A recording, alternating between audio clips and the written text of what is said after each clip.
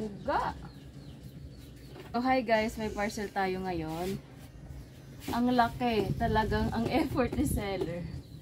Ang effort ni seller, kinarton niya talaga. Ang bigat. Alam niyo ba kung ano to? Ayan o.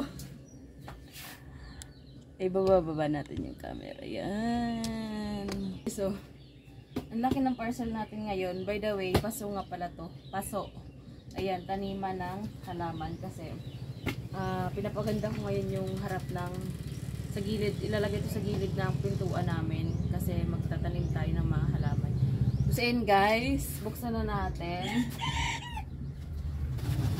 So, excited ako dito sana hindi siya basag, wala siyang crack ganyan kasi ano to eh, basta pwede siyang mabasag kapag hindi iningatan yung parcel, pero buti na lang nilagyan ni seller ng fragile.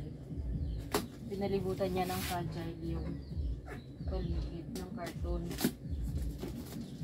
So by the way, ang mahal rin pala ng paso ano. Pero sige lang kasi one time lang naman to. After nito hindi na ako mag-ano kasi bali pang apat ko na to. Bali 2 peraso kasi to guys. Tapos kahapon ay nung Monday bumili rin ako dun sa Mr. DIY ng paso. Hindi siya ganun kalaki. Gusto kasi yung matangkad na paso para sa akin mas maganda tignan. Ayan, kasi gusto ko yung plants na mayabong ganun. Basta. So ayan. Walang mag-order. Talagang sinabi ko sa seller na nag-message ako sa kanya na paki-secure yung item. Kasi lalong-lalo na kami dito na sa Visayas kami. So ang layo ng panggagalingan ng parcel. Ayun, pinaglagyan niya pa ng ano guys, ng mga cartoon. Excited na ako. Ayan, ang dami niyang cartoon na nilagay para hindi talaga ma-damage yung paso. Ito na ang paso guys. Ito na ang paso. Yeah! At ang kabigat niya. Wait lang,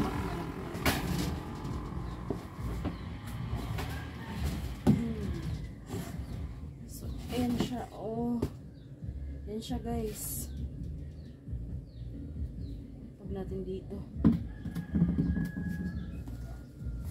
Yung kasi sa Mr. DIY, wala silang malalaking paso talaga. Kaya in-order ko pa to. So, ayan. Ito pa yung isa. Thank God. Wala naman siyang crack. Anyway, gawa nga sa ano to. Kalimutan ko. So, ayan guys.